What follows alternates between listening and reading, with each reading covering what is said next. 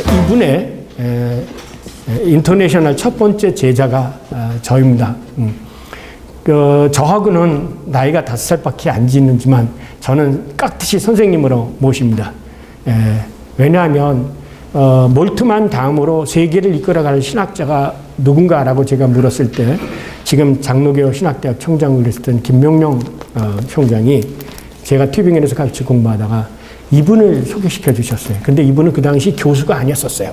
조교수고 그렇기 때문에 처음으로 조교 교수로 불려간 게 민스터였기 때문에 제가 튜빙엔에 있다가 이분을 따라갔죠.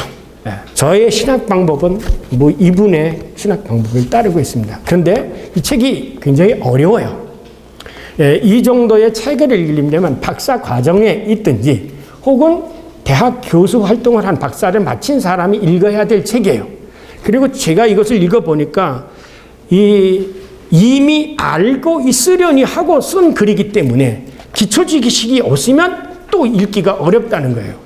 그래서 이걸 그냥 놔두면 안 될 것 같고 저도 더 늙기 전에 이것을 공개적으로 이 교수님의 그리고 이분이 이것을 은퇴하면서 썼기 때문에 항상 마지막에 쓴 글이 대단한 거 아닙니까? 그래서 이 책을 여러분들에게 소개하고자 이 세미나를 갖게 되어졌습니다.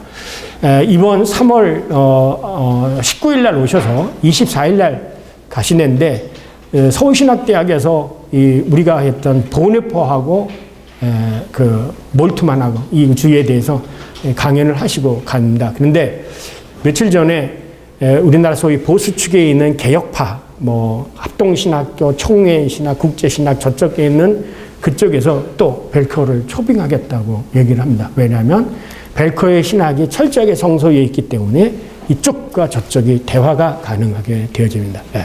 그래서 저는 저쪽 보수 측에 있는 분, 소위 보수 측에 있는 분들하고 대화도 돼요. 왜? 성서에 지금 이 에큐메니카라는 쪽과도 대화가 돼야 되는 게 왜냐? 저는 성서로 돌아가자라는.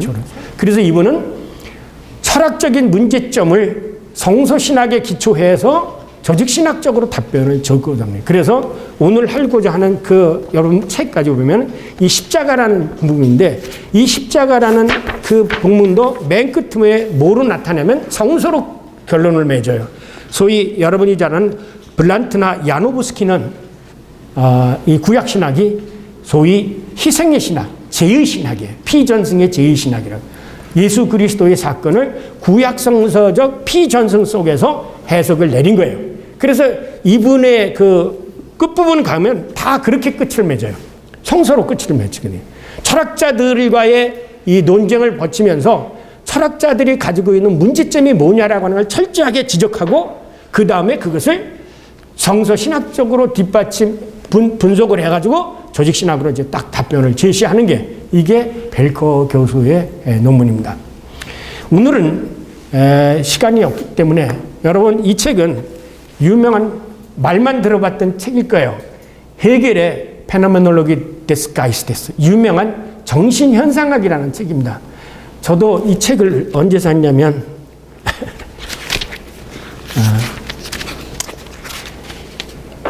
86년 10월 11월 25일 날 샀고요. 어려워서 이거 읽지도 않다가 이 끄트머리 종교 비판의 부분이 이 부분이에요. 몇 페이지부터 되면은 종교와 영, 이 헤겔은 가이스트란 말을 정신으로 번역하거든요. 그래서 정신과 종교, 이 종교 비판에 대한 부분이 요 끄트머리에 나오는데 요거 이제 겨우 이거 준비하면서 좀 참고로 봤습니다.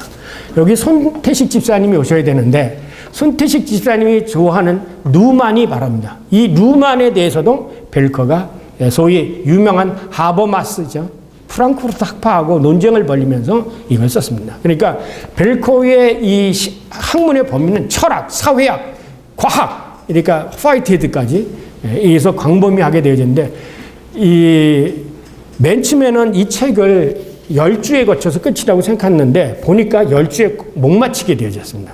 그래서 그냥 시간대로 가는 대로 가다가 하면서 여러분이 들어오지도 못했던 이제 나중에 루만 스테오리, 소위 루만의 그 조직 이론, 시스템 테오리, 이런 것들도 여러분에게 제가 소개를 해드리겠습니다. 옛날에는 우리나라에 신학의 안테나라는 분이 계셨습니다. 그런 분이 서남동 박사나 혹은 전경현 교수님이 서구 신학에 있는 것을 우리들에게 소개를 해줬는데 최근에 와서는 이 안테나들이 없어져 버렸어요. 그리고 나서 서구 신학이 우리나라에 별로 소개되지 않는데 여기에 나오는 벨크가 사용하는 이 신학자들만 이름만 들어도 여러분이 지금 세계 신학이 어떻게 돌아가고 있고 철학에서는 누가 뜨고 그다음에 뭐 사회학에서는 누가 하는지 그런 것 그야말로 귀 동량처럼 여러분이 그것만 얻어 들어도 여러분이 학교에서 공부하는 거에 어떤 학문적 시야가 굉장히 넓어질 것입니다. 그것을 자부하고요. 대신에 우리 이 캐리그마 신학연구원은 저는 그렇게 자부합니다. 항상 저는 최고, 더 베스트, 최고를 줍니다. 그래서 여기 세미나는 우리나라에서 들을 수 있는 강의 가운데 최고 수준입니다. 여러분 여기 바르트 와서 듣고 혹은 보네포 와서 듣지만 보네포나 바르트를 강의하시는 분들도 우리나라에서 최고, 보네포는 보네포 전공한 사람만 와서 가르치고요. 딴 사람이 와서 못 가르칩니다. 제가 안 불러요. 그리고 바르트는 바르트 전공한 사람만 와서 가르치기 때문에 우리나라에서는 이러한 소위 순수 학문적인 아카데믹한 리버를 가진 것은 없습니다. 그러니까 여러분이 자부심을 가지고 첫째, 빠지지 말 것. 빠지면 아무것도 없어요. 끝까지 앉아서 들은 풍월도 있어요. 아시겠어요? 적어도 학문의 세계에서 곁다리는 안 짚잖아요. 그런 거니까 여러분이 끝까지 지키시고 하신다면 이것이 끝날 때는 세계 신학의 흐름과 철학의 이것이 적어도 여러분 안에서는 이렇게 들은 풍월대로 어디 가면은 뭐가 있겠다 이런 정도는 여러분이 아실 수 있을 것 같습니다. 여러분이 책을 읽어가는 데 있어서 그냥 막 읽는다고 책 내용이 들어오는 게 아니에요. 제가 오늘 이제 앞으로 여러분이 책을 읽는 방법을 가르쳐 드릴게요. 저는 순서를 뭐로부터 잡았냐면 본래 성경에서는 예수님의 탄생부터 이렇게 되어져 있지만 구약에서도 그렇고 신약하는 데 있어서 무엇부터 출발을 하냐면 가장 명백한 사실로부터 출발하는 거예요. 그러니까 예를 들면 여기 구약 공부하시면 예를 들면 출애굽 연대가 언제냐라는 것을 측정할 때에 그 연대를 BC 1090년 혹은 1080년으로 이렇게 설이 나오잖아요. 그러면 이 1090년, 1080년이라는 것을 어디에 기준으로 만들면 여러분이 연대기를 할 때 가장 확실했던 역사적 사건이 기준이 됩니다. 그래가지고 그것으로부터 시작을 해서 얘기해줘요. 그러면 예를 들면 예수님이 언제 태어났는지를 정확하게 모르지만 정확한 날짜를 기준으로서 플러스 마이너스에서 계산을 해서 잡는 게 이게 소위 성경에서 연대기를 측정하는 거다. 이렇게 되면 그러면 신학에서는 어떻게 이 문제를 추정해 나가느냐. 이제 저는 역사 비평학적인 사람들이 해가지고 뭐 가필됐다 못다라고 얘기하는데 저는 마태 우선서를 주장하게 됐는데 왜 마태 우선서를 읽으면 가장 명백한 사실부터 출발한다는 거죠. 그러면 예수의 생애에 있어서 가장 명백한 사실은 뭐냐? 예수가 죽었다라는 거죠. 그렇기 때문에 이 예수의 죽음, 부활을 반대하는 사람들이 뭐냐면 예수가 안 죽었다고 주장을 하게 되죠. 왜 예수의 빈 무덤설이라든지 혹은 가사 상태가 있었다든지 예수님 시체의 도둑소리라든지 이게 왜 나오냐면요. 부활이 있으려면 죽었어야 부활이 있죠. 사람이 실신했다가 이렇게 다시 깨어난 게 부활이 아니잖아요. 그러니까 예수가 죽었다라는 것이 부활의 전제예요. 그래서 여러분이 사도신경을 읽을 때 십자가에 못 박혀 죽으시고 예수가 죽었다 믿어야 돼요. 예수가 죽지 않았다면 뭐야? 부활이 안 된 거죠. 논리적으로 이해가 가십니까? 그래서 이 책을 읽는데도 순서상으로는 따르겠지만 저는 가장 명백한 사실로부터 출발하자는 거죠. 그게 뭐냐? 예수가 십자가에 못 박혀 죽었다. 그리고 그 예수가 죽을 때 로마인도 있었고 모두가 다 있었으니까 이것은 누구도 부인할 수 없는 거다. 그 다음에 죽은 예수가 십자가에 죽은 예수가 부활했다. 그래서 그 다음을 제가 십자가에서 부활로 넘어갑니다.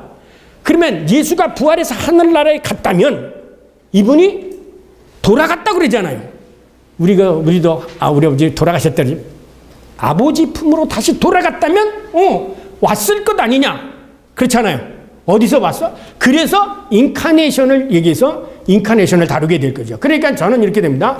가장 명백한 예수 그리스도의 죽음이 전제될 때 부활이라는 게 확실히 되고, 부활이 확실히 돼서 승천하셨다면 예수님이 오신 것이 확실하기 때문에 예수님이 다시 오리라는 뭐야? 약속이 정당성 있게 확실시 되는 거죠. 그죠? 그렇기 때문에 이거를 에베소서에서는 뭐냐면 오셨다 하신 분이 가신 분이고 가신 분이 곧 다시 오실 분이다라는 얘기를 하게 되어지는 거예요. 그러면 신학적으로도 마찬가지죠. 신학적으로도 가장 중요한, 가장 명백한 사실은 예수가 죽었다라는 이 십자가 사건, 여기서부터 신학을 출발해야 모든 것은 거기에서부터 명백하게 드러나게 되어져. 그래서 제가 십자가 사건부터 이 책을 읽어나가자고 하는 겁니다. 아시겠습니까? 예. 그 다음에 두 번째, 책을 읽으실 때 여러분이 목차를 그냥 넘기시는데요. 사실은요, 목차는 이 책 전체를 간략하게 보여주는 지도와 같은 거예요. 그러니까 목차를 그냥 이렇게 보시지 마시고 목차를 한번 보세요. 예. 그 목차를 보면 서론은 이제 논문 쓰시잖아요. 서론은 문제 제기예요. 왜 이게 중요한 거냐? 왜 예수 그리스도의 이 계시록의 사건이 중요한 거냐는 문제를 제기하는데, 이 서론의 결론은 어디쯤 얘기가 되어지냐면, 마지막 끝에 계시예요. 6번에 가면 계시야. 하나님의 계시.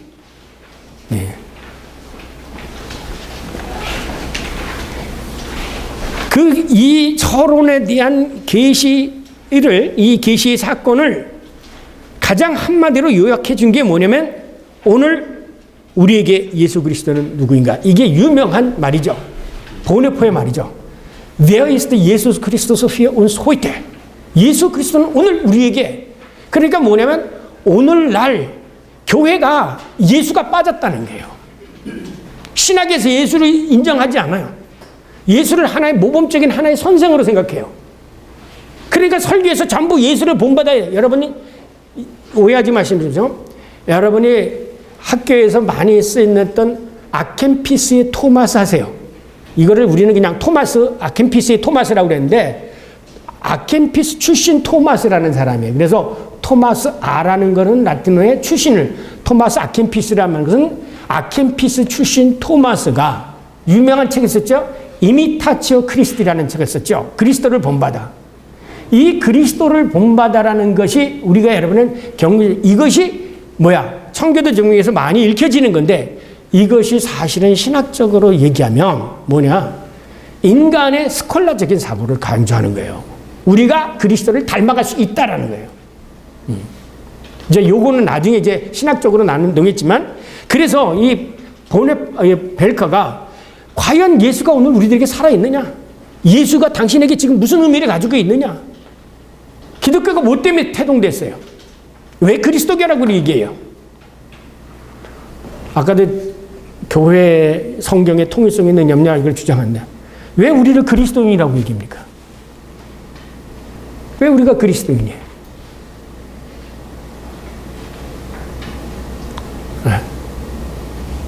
바로 소위 모든 사람들이, 오늘날 교인들이 내가 그리스도인이라는 정체성이 없는 거예요. 내가 그리스도인이에요. 내가 그리스도인이래요. 근데 오늘날은 그리스도가 나가 아무 상관이 없어. 뭐만 있어? 내가 바라고 원하는 것을 쟁취하기 위해서 종교가 있다죠. 기독교가 있고, 그리스도하고는 나는 아무런 상관이 없어요. 이런 것들을 질문했던 게, 왜? 보네포 우리가 배웠지만 보네포가 히틀러에게 대항할 때 독일 교회가 전부 히틀러 추종했지 않습니까? 추종했어요. 너희들이 정말 그리스도냐? 그리스도를 네가 주님으로 믿어 너? 보네포가 그렇게 질문한 거예요. 왜? 그 당시 히틀러를 구세주라고 고백했거든요. 독일 교회가 히틀러를 구세주라고 고백했어요. 그리스도라고 고백했어요. 그렇기 때문에 보네파가 너에게, 그렇다면 십자가 못 박힌 그리스도는 너에게 무슨 의미가 있냐? 이렇게 질문이 나온 거죠. 지금 너의 삶 속에서 그리스도가 무슨 의미를 가지고 있어? 내 욕심과 이것을 쟁취하기 것으로서의 그리스도야? 그건 아무 의미가 없지. 이 질문을 여기다 던진 거예요. 그리고 나서 유명한 역사적 예수를 여기다 갑니다. 이 역사적 예수 연구는 19세기에 예수가 그리스도가 아니라는 것, 예수가 하나님이 아니라는 것을 찾아내기 위해서 그야말로 기라성같이 나타났던 사람이죠. 이 역사적 예수 연구의 연구를 가지고 아니다라고 생각해서 모든 걸 종지부 찍고 아프리카로 간 사람이 누굽니까? 이게 슈바이처예요. 그래서 여러분이 알버트 슈바이처가 의사라고 생각하지만 알버트 슈바이처는 신약성서 학자였었어요. 그러면서 역사적으로 예수를 발견하려고 하는 것은 없다. 못 발견하고 결국은 남는 건 삶이다라고 해서 바뀌게 된 거죠. 그러면 그들이 찾아왔던 역사적 예수, 왜? 이제 제가 오늘 왜 십자가로부터 좀 19세기, 20세기서부터 예수 그리스도를 어떻게 하냐면 역사적으로 이해하려고 했었어요. 헤겔의 영향을 받아가지고. 바로 요 책 때문에 그런 거예요. 이게 헤겔의 정신현상학이에요. 이 책에서 역사적인 것을 화두로 받아들여가지고 예수가 역사적 사실 인물이라는 역사성을 강조하다 보니까 역사적 예수가 발견이 주장이 되어졌던 거죠. 그러다 보니까 이 종집을 찍고 결국은 뭐냐? 예수는 사람들이 만들어낸 것이라고 이제 결국은 했죠. 그래서 여러분이 잘 아는 대로 라이마르스 브레데까지라는 유명한 책을 슈바이처가 쓰게 되진 거예요. 이것이 역사적 예수 연구라는 책으로 우리나라 번역되어져 왔죠. 여러분 그거 다 책 읽으셔봤어요? 근데 그게 뭐냐면 바로 여기서 얘기되어졌던 여기 슈바이처, 케제만, 보그만, 그 다음에 불트만 제자들, 케제만, 보름캄, 혹은 찰스, 크로산, 리드, 현대의 성서신학, 신약성서신학자들의 논제를 다 여기서 다루고 있어요. 이게 얼마나 많은 분량입니까? 근데 이것을 벨커가 아주 간략하게 요약해가지고 전해줬어요.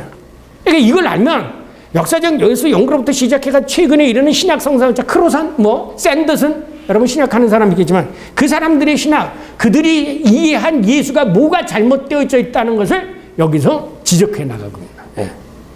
그리고 나서 맨 나중에 결론이 뭐냐면 이 행스텐베르크, 피셔, 가젤, 게제로 끝을 맺습니다. 여러분 행스텐베르크는 알죠? 이 행스텐베르크는 구약에 나타나는 그리스도라는 책이 있어요. 유명한 행스텐베르크는 신약과 구약의 연속성을 강조해요. 근데 현대의 많은 신학자들이 구약과 신약의 연속성을 인정하지 않아요. 불트만 인정하지 않죠. 판넨베르그 인정하지 않죠. 근데 여러분이 신학계에서 뭘 배워요? 판넨베르그 뭐를 배우고요. 그 다음에 불트만을 배우지 않습니까? 게제는 아까 얘기했지만 튜빙겐 구약학 교수고요. 그 다음에 피셔, 유명한 피셔, 신학성. 피셔도 구약과 신학의 연속성을 얘기해요. 그래서 여러분이 잘 아는 엘랑겐 학파라는 사람이 있어요. 엘랑겐 학파가 뭐냐면 프랑크를 통해서 소위 하이스교시 시대 구속사 학파를 만들어냈죠. 이 구속사 학파를 만들었던 사람이 누가냐면 요한 크리스찬 폰 라더 폰 호프만이라는 사람이에요. 이 요한 크리스찬 폰 라더 호프만 들어보셨지? 못 들어보셨겠죠? 이 사람이 쓴 유명한 바이상국 에어필링이라는 책을 가지고 이걸 구약 성서적으로 구약 신학적 획득했던 사람이 알프레드 아이힐로트라는 구약 신학자, 우리나라 번역이 되어져 있죠. 그 아이힐로트의 구약 신학을 받아들여 가지고 성서를 철저하게 개약 신학적으로 읽어간 조직 신학자가 바로 칼 바르트인 거죠. 그러니까 여기서 얘기됐던 제가 지금까지 칼 바르트는 이 많은 사람들은 철저하게 정서에 기초한 신학들을 이끌어왔던 사람들이에요.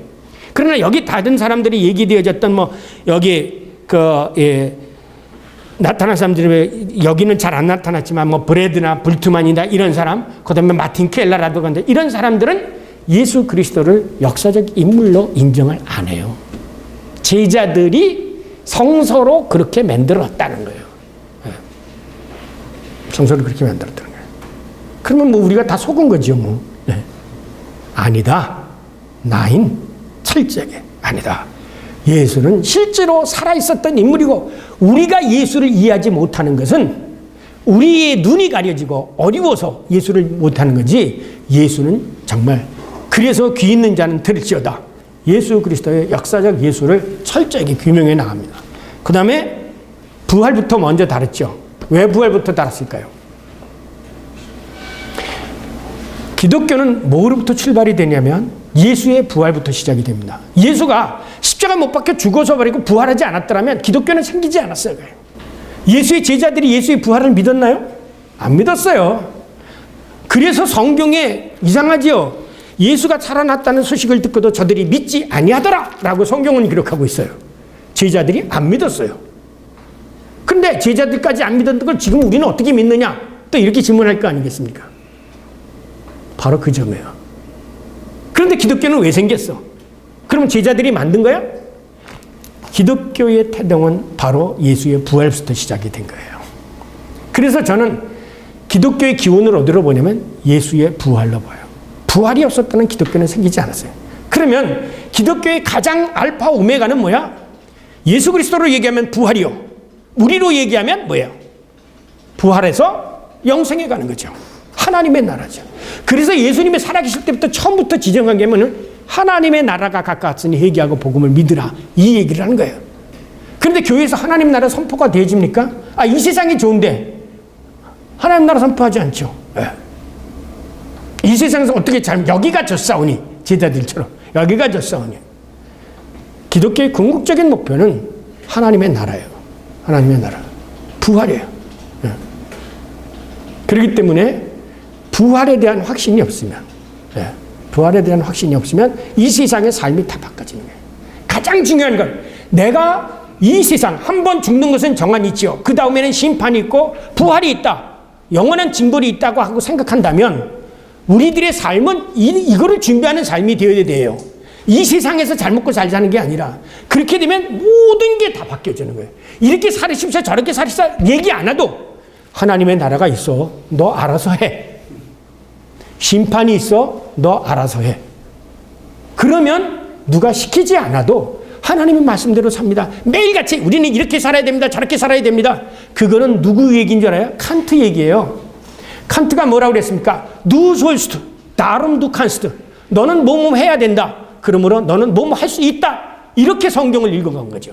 그래서 신칸트 학파로 시작되어지는 모든 게 뭐냐면 자유주의 신학이 바로 그거예요. 신칸트 학파의 철학을 받아들여가지고 성경을 Du sollst, 너는 뭐뭐 해야 된다. 다름, 그러므로 너는 Du kannst, 뭐뭐 할 수 있다. 이렇게 성경을 해석한 거예요. 소급해 올라가면 어디입니까? 이게 에라스무스예요. 루터와 논쟁하면서 생겼던 에라스무스의 논쟁이 에라스무스는 내가 거룩하니 너희도 거룩하라는 말씀을 예수님이 하나님이 내가 거룩하니 너희 거룩하라 명령하지 않았느냐. 임퍼라티브다. 그러므로 우리는 거룩해 질 수 있다. 이렇게 해석한 것이 에라스무스고 루터는 거룩하라. 그러나 우리는 할 수 없다. 할 수 있다면 내 능력으로 하는 게 뭐야?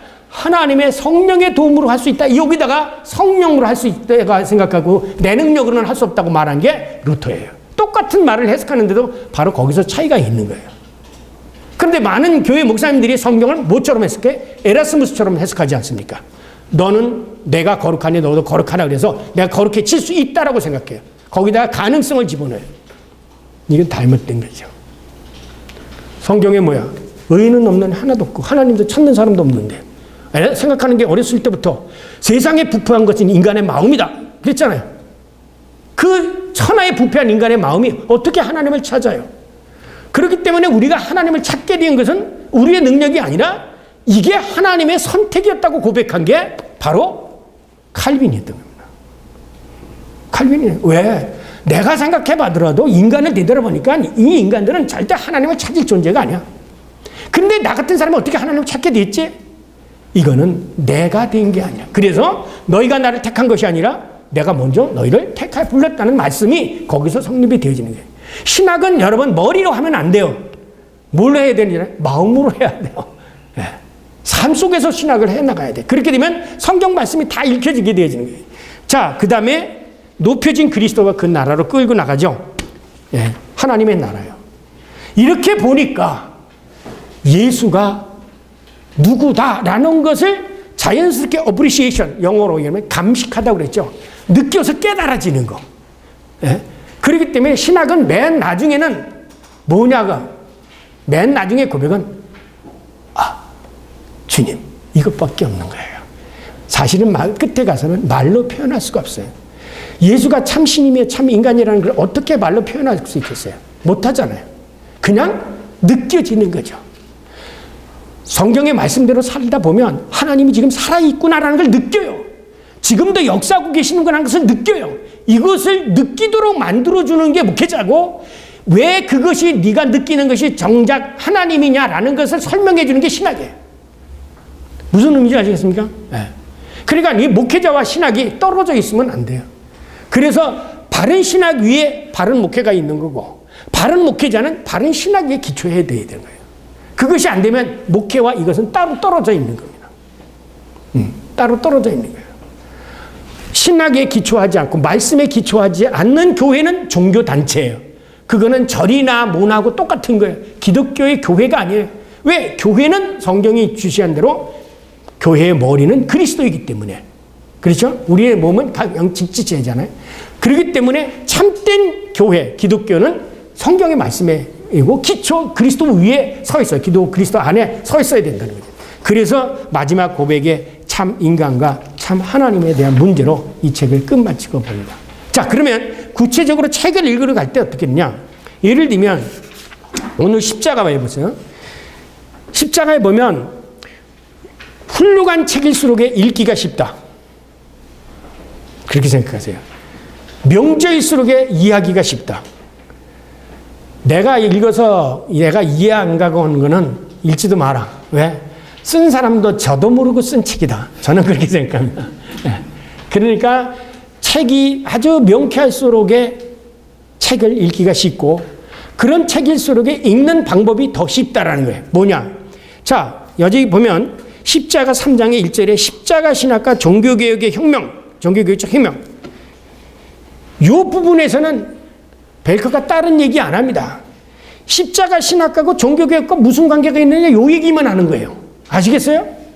그러니까 책을 읽을 때 제가 지난번에도 얘기했잖아요.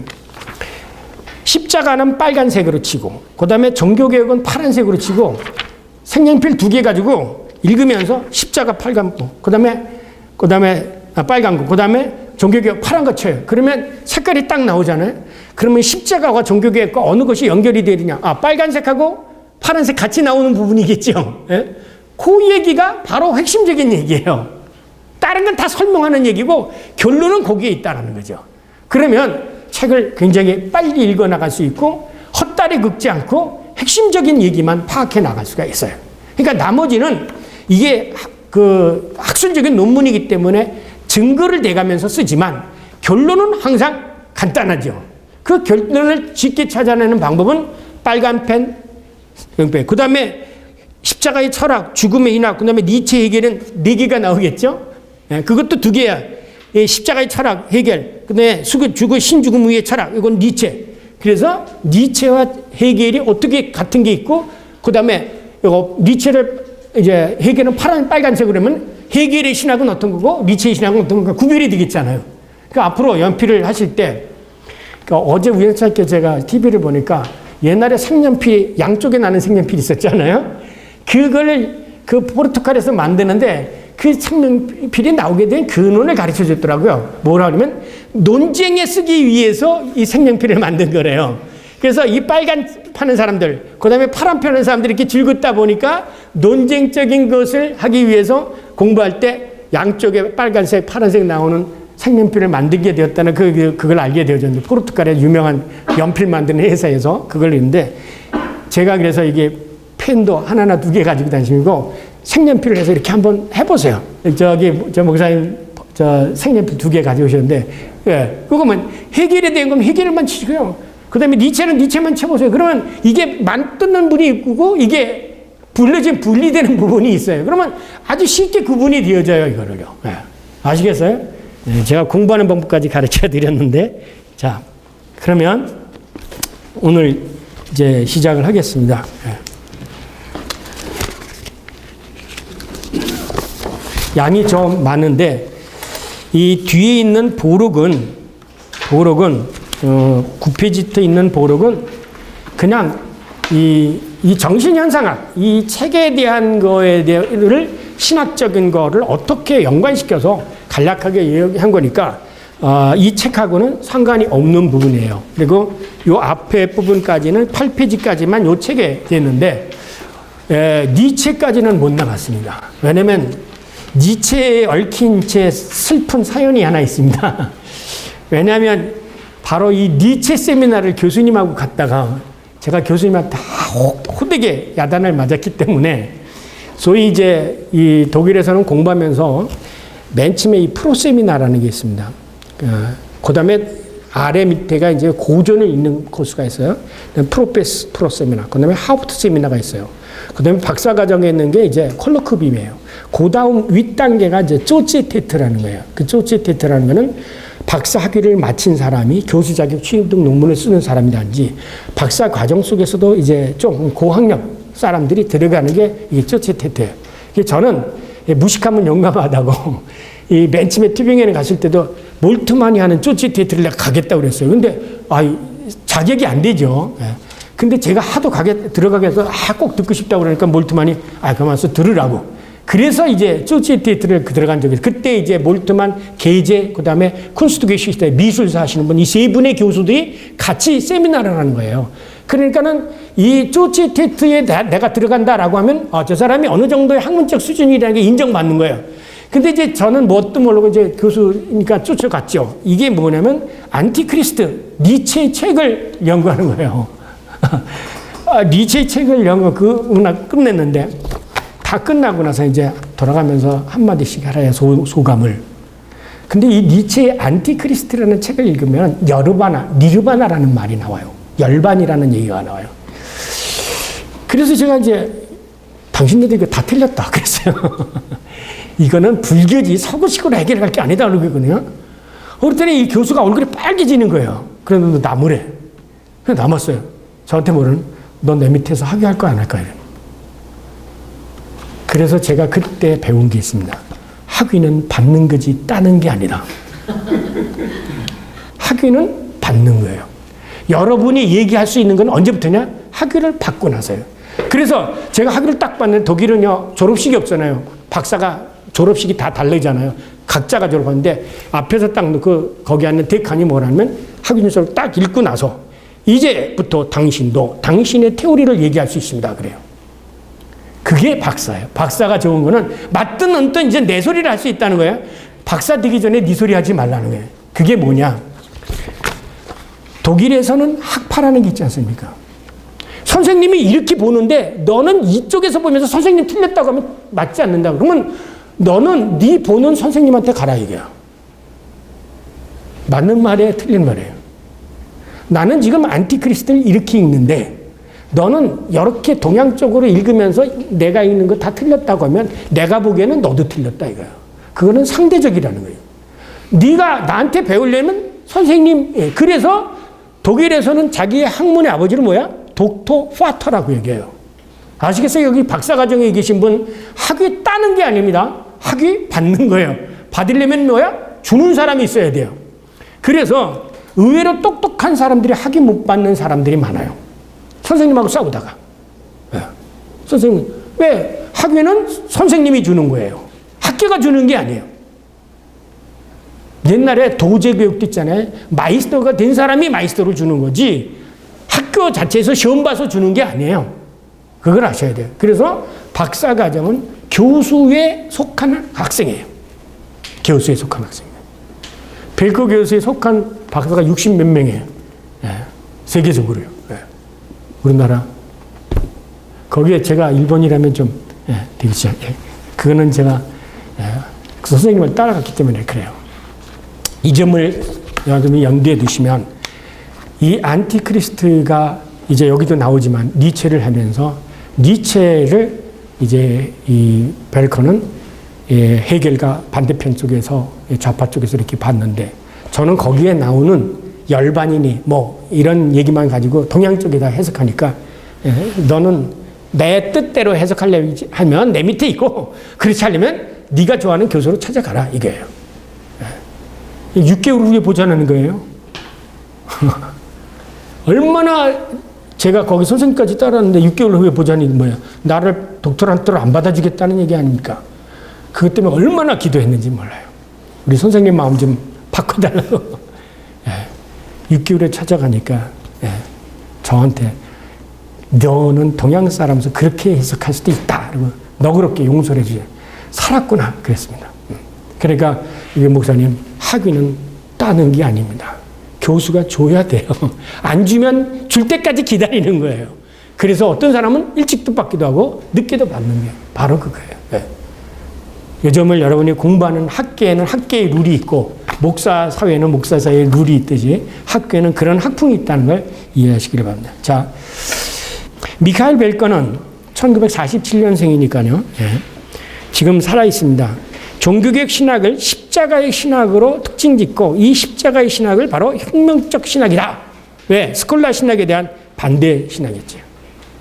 그래서 왜냐하면 마틴 루터는 제가 그 연도를 보면 그 이제 살았던 생애를 여기다 다 집어넣는데 요거를 우리나라에서 공부하다 보면 이게 이 사람이 저가 학교 다닐 때 얼마나 무식해.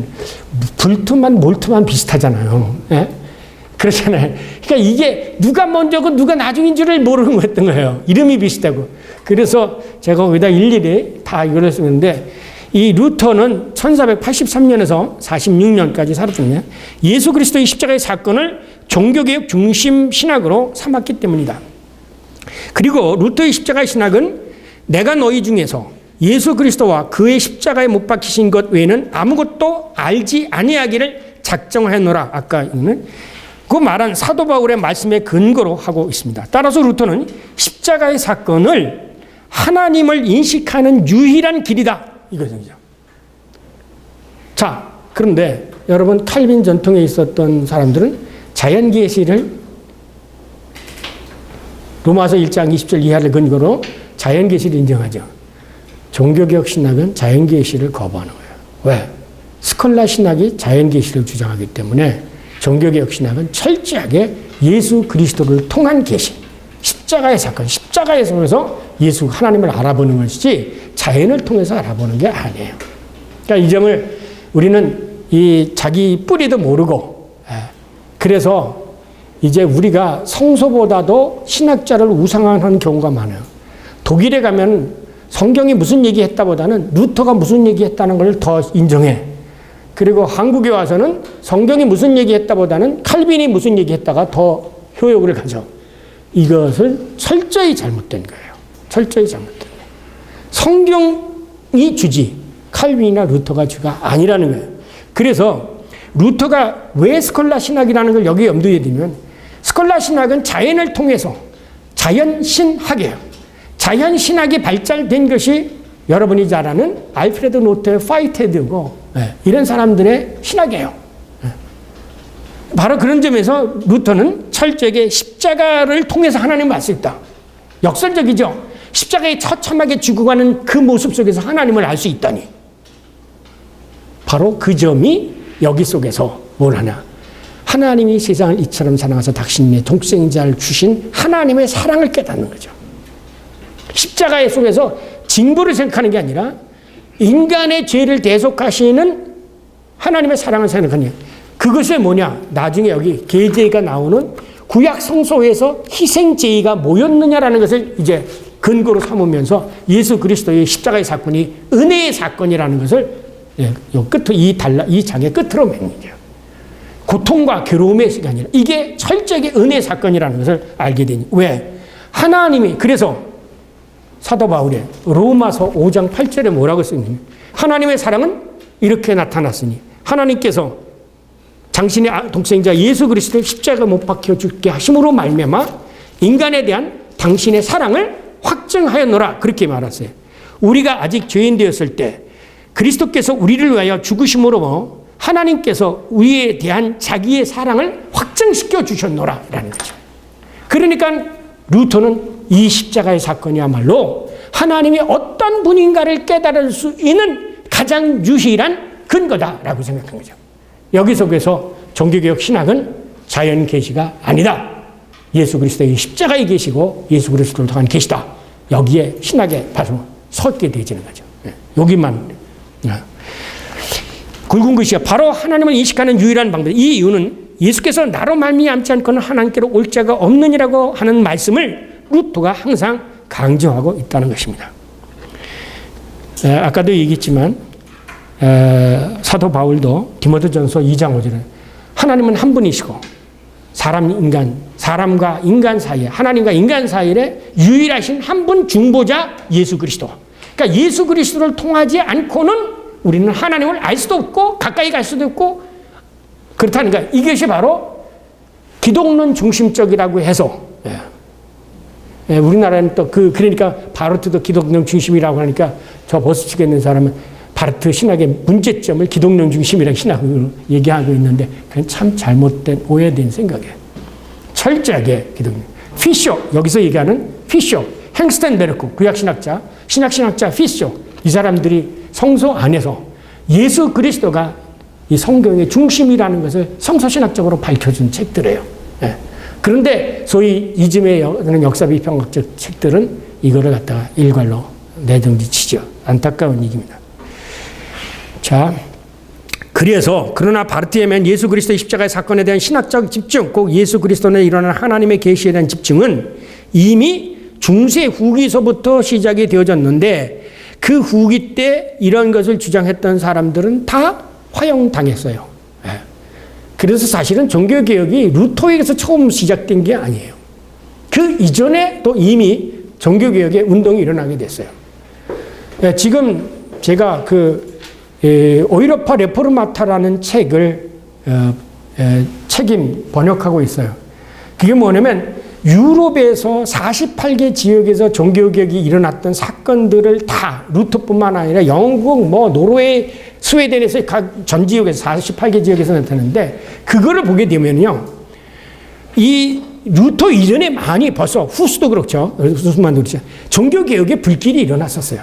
근데 힘이 너무 약해가지고 그냥 로마 짓눌려 버렸죠. 루터가 종교개혁을 일으킬 수 있었던 것은 독일 내 선제후들이 봉건 영주들이 루터를 뒷받침해 줬기 때문에 가능했던 거예요. 이게 아주 혁혁한 공이죠.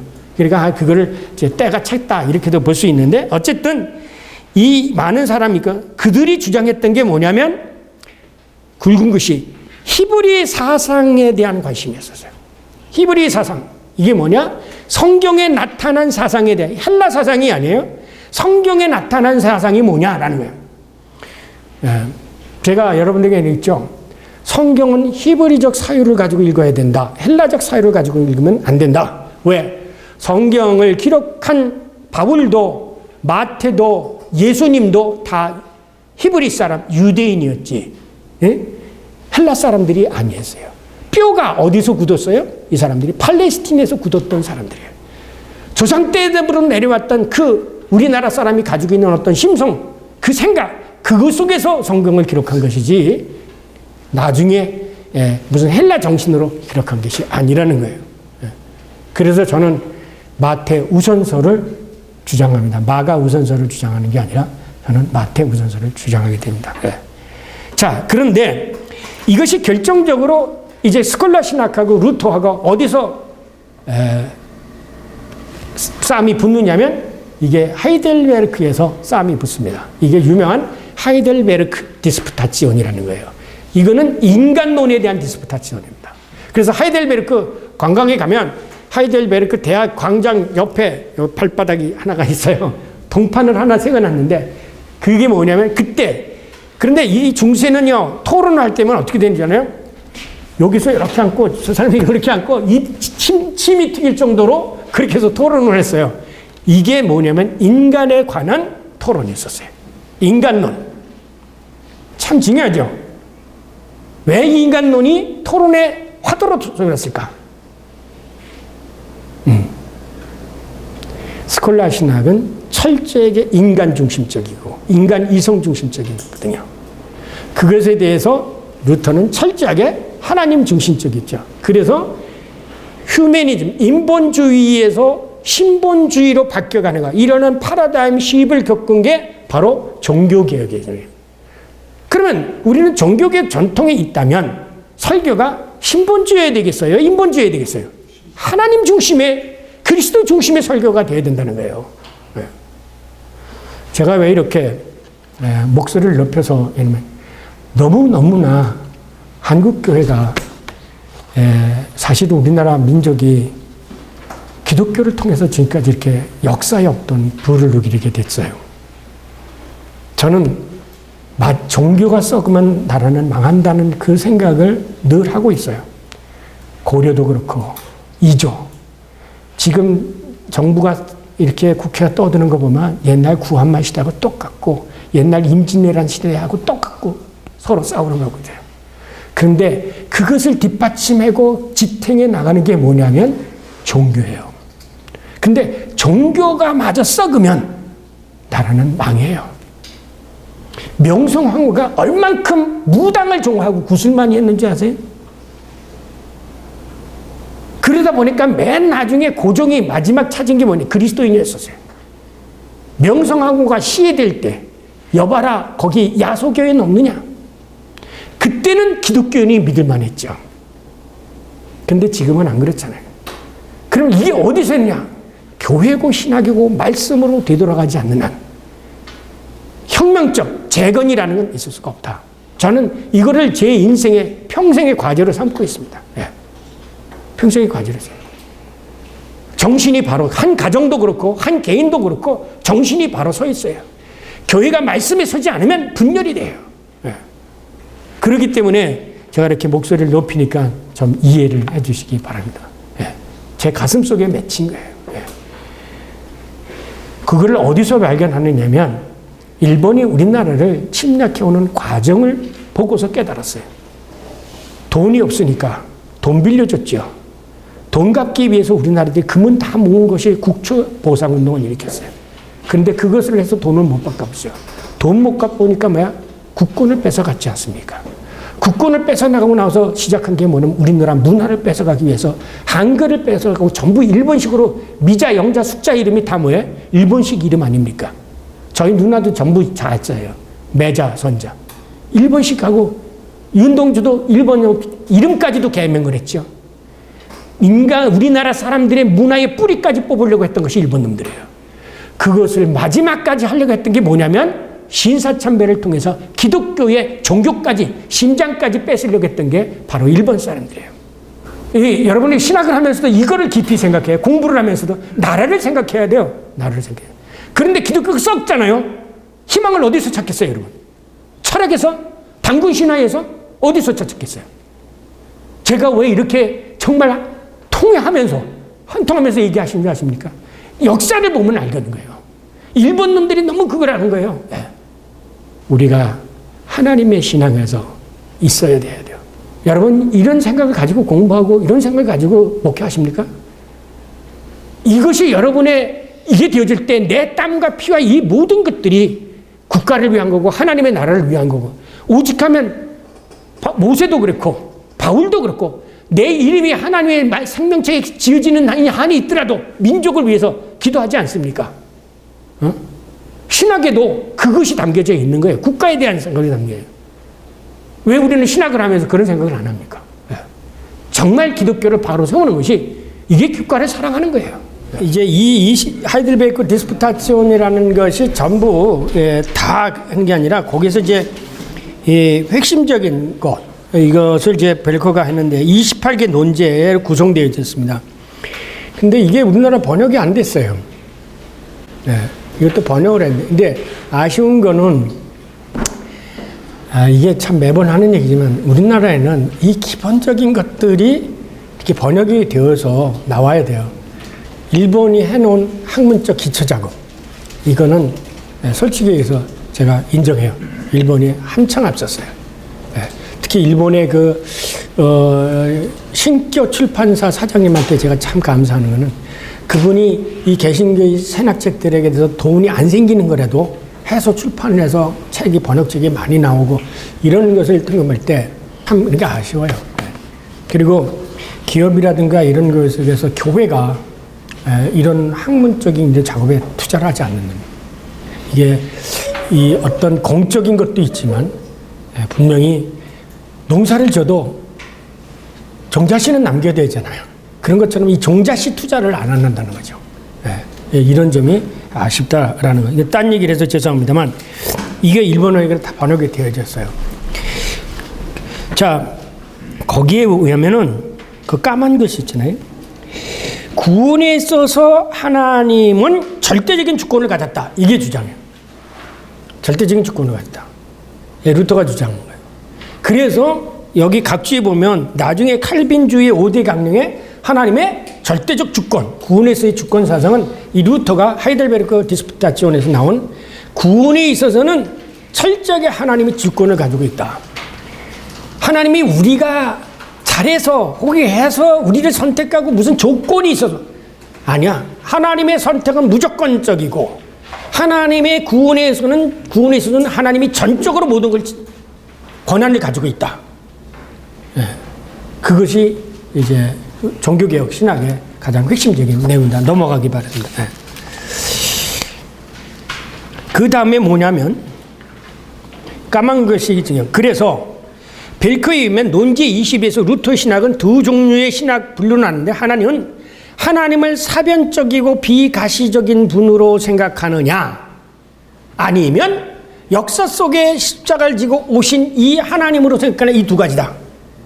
그래서 이제 나중에 해겔로 넘어가는데 왜 해겔은 하나님을 절대 정신이라고 얘기하지 않습니까? 하나님을 어떤 이념이라든가 프린집이라든가 원리로 생각하는 것, 이것이 자유주의 신학이고 그 다음에 로마 캐톨릭의 신학이에요. 그러나 루터는 철저하게 하나님을 인격적으로, 하나님이 비록 인간의 낮고 천한 모습으로 왔지만 그러나 그 인격적인 하나님이 기독교의 하나님과 성경의 하나님이지 사변적이고 그 다음에 비가시적이고 그런 분이 아니다. 볼 수 있는 분으로 왔다. 왜? 나를 본 자는 곧 하나님을 봤다고 얘기하지 않느냐. 우리의 눈이 어디로서 그분을 하나님을 알아보지는 못하지만 하나님은 인간의 모습으로 이 땅에 왔다. 그리고 십자가에 못 박혀 죽으셨다. 네. 이것이 루터가 생각한 신학이에요. 그러니까 뭐냐 이렇게 생각하죠. 우리가 어떠한 도를 닦아가지고 최고의 높은 인격적 존재로 되는 게 아니라 이게 기독교가 아니에요. 이 보잘것없는 인간을 천지를 창조하신 하나님이 이를 구하기 위해서 왔다라는 거예요. 그렇기 때문에 여러분이 이사야서를 보게 되어지면 이사야서 40장이나 42장을 보면 이사야 신학에 나타난 것의 가장 핵심적인 신학이 뭔지 아십니까? 창조주가 구원자고 구원주가 창조자라는 거예요. 그런데 스콜라 신학에서는 창조주와 구원자를 분리시켜 놨어요. 제가 찾아서 읽겠습니다. 성경 가져오셨으면 이사야서를 보세요. 이사야서 보면 창조주가 곧 구원자이고 구원주가 곧 창조주고 그분이 곧 한 분 하나님 이거예요. 이게 아주 이미 뭐 신약 성서에서 조직 신학에서 얘기하는 것을 이미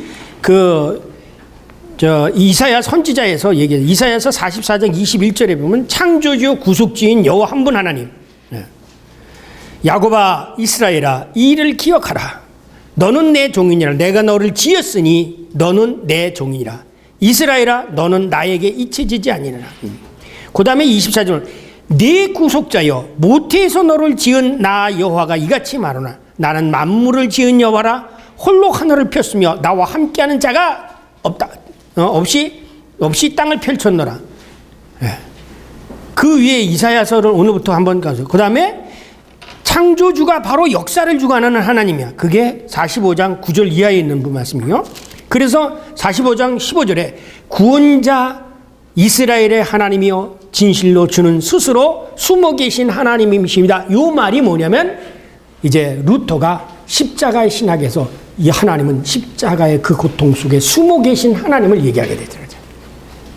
그런데 왜 그러면 이건 루터가 발견한 거냐? 아니에요. 루터는 성경을 번역한 사람이에요. 성경을 번역한 사람이에요. 근데 신학자들이 성경을 안 읽어요. 네. 성경을 안 읽고는 신학할 생각 말해요. 젊은 목회자님들. 네. 성경에서 지혜가 나오는 거예요. 성경은 이사야 신학에, 나중에 이사야의 신학에 나타나기만 창조주 하나님이 구속주 하나님이요. 구속주 하나님이 역사의 하나님이야. 예. 이게 똑같은 거죠. 그래서 역사 비평에서는 이게 무슨 제2 이사야서는 뭐 해가지고 포로기 후기에 써졌고 뭐 이스라엘의 멸망에 이렇게 역사적으로 해석을 하려는데 처음부터 하나님은 창조자 하나님의 창세기에 나타나죠. 그 다음에 언약의 약속의 하나님의 아브라함에게, 그 다음에 이스라엘을 구속한 구속자의 하나님이시요, 우리들에게 말씀을 주신 십계명의 하나님이요. 그러니까 구약에 이미 우리들이 신학에서 지금 신학적으로 논하는 이야기가 이미 구약에 다 나타나고 있다는 거예요. 그런데 어떻게 구약과 신약의 불연속성을 주장할 수 있겠어요? 틀린 얘기죠. 네. 자, 그 점이 벨커가 여기서 찾아낸 겁니다. 다른 하나는 예수 그리스도 안에서 낮아지신 하나님을 인식하는 십자가의 신학으로 구별되어 있다. 그래서 개도릭 신학은 사변적이고 보이지 않는 신학이에요. 그 다음에 개신교 신학은 십자가의 신학이다. 이렇게 말하겠습니다. 그 다음 단락을 넘어가가지고요. 그런데 벨커는 루터가 논지 25에서 하나님의 의를 지킬 수 있는 것은 믿음을 통해서 부어진다고 강조가 있음을 주목한다. 소위 이것이 뭐냐면 그라치아 인푸자라는 말입니다. 그라치아 인푸자. 우리가 뭔가를 할 수 있는 것은 우리의 자발적인 능력에 의해서 되는 것이 아니라 하나님께서 인도해 주시는 은총으로 인해서 그나마 믿음도 생긴다는 거죠. 믿음, 그래서 극단적으로는 믿음도 하나님이 주신다라고 얘기해요. 이게 루터의 신학이에요. 그렇기 때문에 내가 믿습니다. 그런데 거꾸로예요, 성경은요. 이스라엘 사람들이 하나님을 믿은 것을 증언하지 않고 이스라엘 사람들이 하나님의 말씀을 철저히 안 지킨 얘기를 많이 쓰고 있어요. 이상하죠?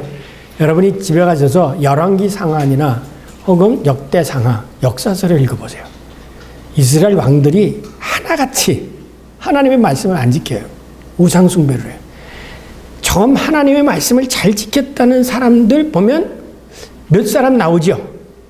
우시아 종교개혁이라든지 혹은 맨 처음에 히스기야 왕이라든지 몇몇 사람 위주에게는 이스라엘의 역대 왕들이 하나님을 전부 안 믿고 우상을 숭배해요. 그러면 거꾸로 생각하죠.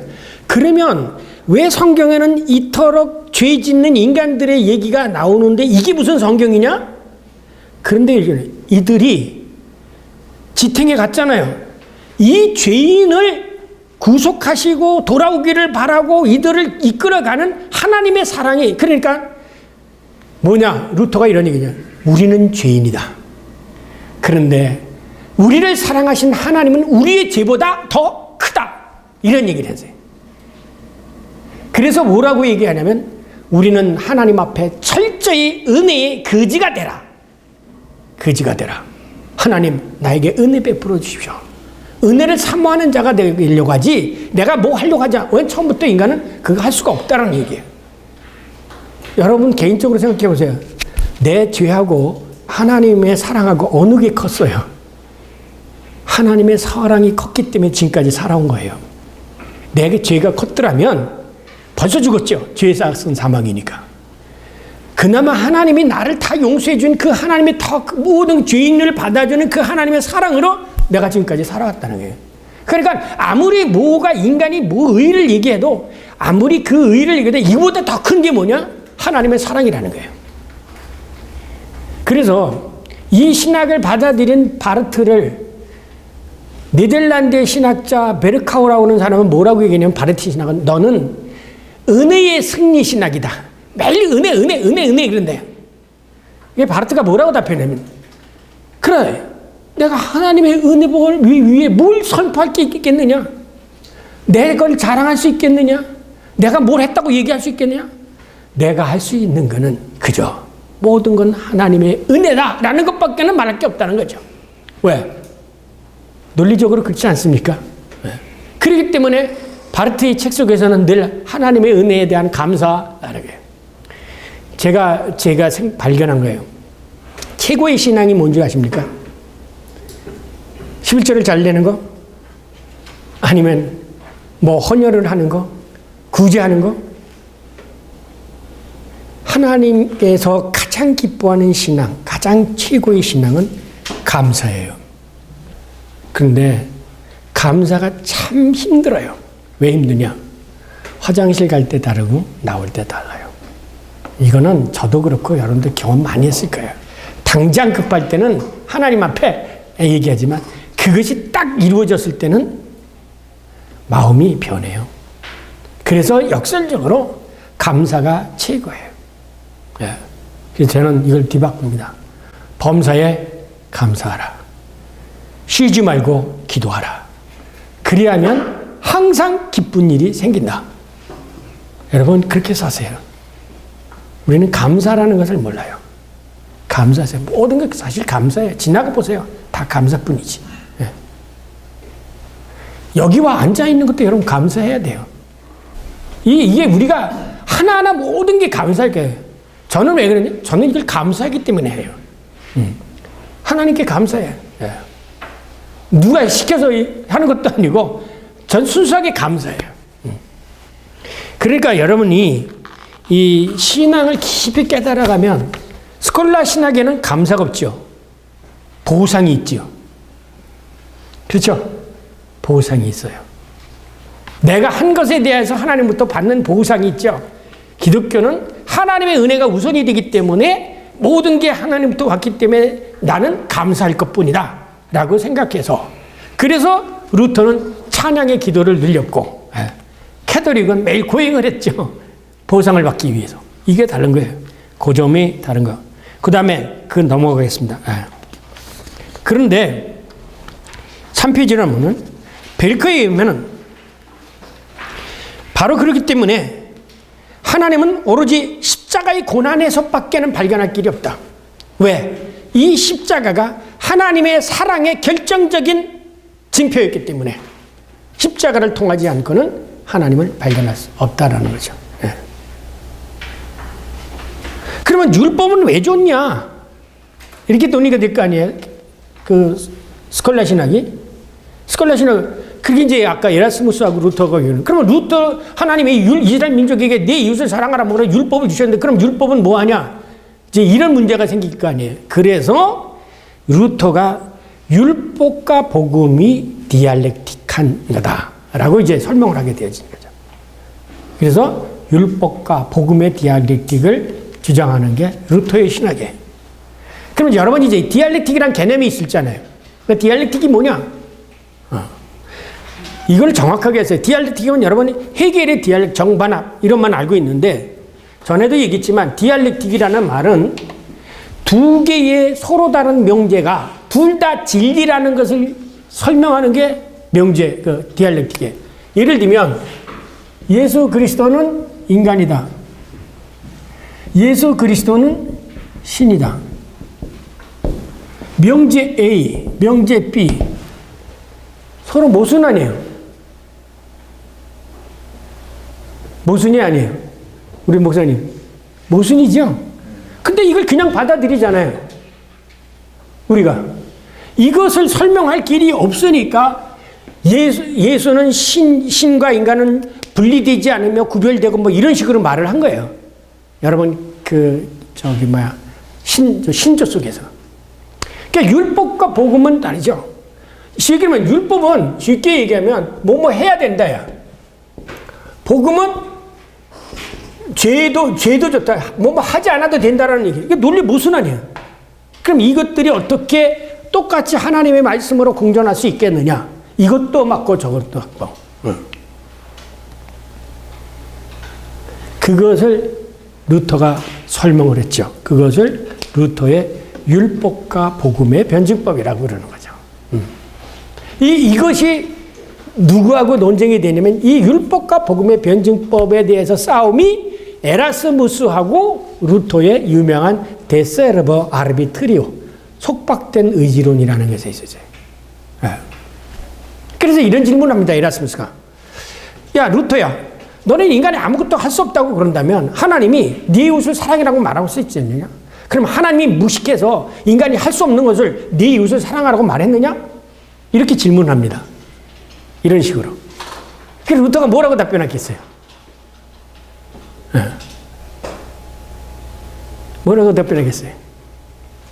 야, 에라스무스야, 너는 이렇게 하나만 하냐? 자, 하나님이 그냥 우리들에게 사랑의 하나님이 너 이 이웃을 사랑하라 그렇게 말만 해놓고 딱 앉아가서 사랑하니 아니지 그것만 감시할 줄 아느냐? 아니다. 하나님은 내 이웃을 사랑하라고 하셨을 때는 사랑하는 방법까지도 다 해준다. 이게 큰 사랑이다 이게. 그렇기 때문에 우리가 실질적으로 이웃을 사랑한다고 하지만 그것은 내가 사랑하는 것이 아니라 하나님이 사랑하게 하는 거다. 알아. 이제 내가 사는 것은 내가 사는 것이 아니요.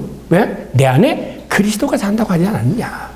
이건 그렇기 때문에 참된 은혜를 경험한 사람들은 내가 했다고 보상을 바라지 않고 하나님께 감사하고 그럴 뿐이다. 거기서 너희들 스콜라 신학자라고 중랑과 개신교들은 우리는 하나님의 은혜를 받고 감사하고 니네들은 보상을 하나님께 빚진 자인 것처럼 내가 이만큼 했으니 상 주십시오라고 보상을 요구하지 않느냐. 우리는 모든 게 하나님께 감사합니다. 이렇게 대하는 거죠. 에라스무스가 뭐라고 답변했어요? 네. 또 질문합니다. 자, 하나님이 우리가 그럼 할 수 아까 칸트처럼 너는 해야 된다. 이웃을 사랑해야 된다. 라고 말씀하실 때는 우리가 할 수 있다는 걸 알기 때문에 얘기하지 않느냐? 아니다. 봐라. 성경에 우리는 들어도 깨닫지 못하고 눈을 보아도 알지 못한다고 하지 않았느냐? 우리가 자발적으로 할 수 있는 건 아무것도 없다. 철저하게 하나님의 은혜로 넘어가는 거예요.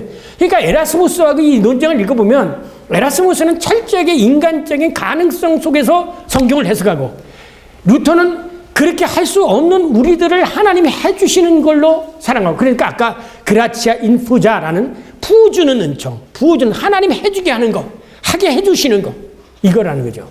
그렇기 때문에 여러분이 이걸 조심하세요. 기도할 때에 방법론까지도 하나님 앞에 맡기는 거예요. 방법론까지도 꼭 내 방법대로 하나님이 해주셔야 은혜라고 생각해요. 왜? 하나님은 부어주는 은총이기 때문에 그렇게 해주시도록 만드는 거죠. 그렇다면 이렇게 얘기한다고요. 루터야, 그러면 우리가 아무것도 안 해도 된다는 거냐? 루터가 뭐라고 답변할까요? 루터가 이렇게 답변합니다. 우리가 할 수 있을 것 같으면 하나님의 도움이 뭐 어떤 게 필요하냐? 우리가 했다면 하나님께 왜 감사하느냐? 할 수 없었기 때문에 할 수 없는 걸 해줬기 때문에 감사하지. 그리고 실질적으로 하나님은 그걸 원하시는 거다. 우리가 잘하는 게 아니라 하나님이 영광 받으시기를 원하는 거다라는 거죠. 그래서 너희들이 생각하는 그 영광과 이거는 내가 생각하는 감사의 영광의 질이 다른 거다. 그 세계에서 가장 어려운 책이 데세르브 아르비트리예요. 신학책 중에서. 근데 이거를 여러분이 기도하고 성경 전체를 파악하고서 읽지 않으면요, 에라스무 얘기가 맞는 것 같아요. 꼭 어느 것 같으냐면 여러분 욥기를 읽어보잖아요. 욥기를 읽으면 욥의 얘기가 맞아요? 아니면 욥의 친구들 얘기가 맞아요? 예? 우리가 욥이 옳다라는 걸 전제해서 읽어도 아무리 읽어도 욥의 친구들이 맞는 게 더 쉽게 와닿아요. 예. 왜 그런 줄 아세요? 이 욥기는 깊은 하나님의 은혜를 생각하지 않고 욥을 읽으면 욥기는 이해를 못합니다. 예. 저도 몇 번 읽어봤어요. 근데 솔직히 우리가 딱 까놓고 욥의 친구들이 얘기하는 구구절절이 더 맞는 것 같아요. 네. 왜 그런 줄 아십니까? 욥의 친구들은 자연의 원리 속에서 얘기해요. 인과 법칙 속에서 얘기해요. 그러잖아요. 우리가 알지 못하는 죄를 짓지 않고서야 하나님이 죄 짓지 않는 자에게 벌을 내리시겠느냐. 그러면서 은근히 그 사람을 욥을 죄인으로 만들잖아요. 아니 내가 무슨 얘기가 있네. 그게 항변하는 건 욥이에요. 그잖아요? 네. 그러니까 이거를 여러분이 욥기를 이해하시면 마틴 루터의 이 개혁신학을 이해할 수가 있어요. 네. 근데 욥이 참 어렵잖아요. 근데 이거를 역사 비평학자들은 이게 하나의 지혜 문학이다. 세상을 자랑하는 지혜 문학이었는데 아니에요. 깊은 신앙적 문서예요. 하나님의 사랑을 깊이 깨달은 신앙적 문서가 욥기예요. 네. 오늘 가서 다시 한번 읽어보세요. 성경이 쉬운 것 같아도요, 실질적으로 읽고 해석해 보려면요, 참 쉽지 않은 게 성경이에요.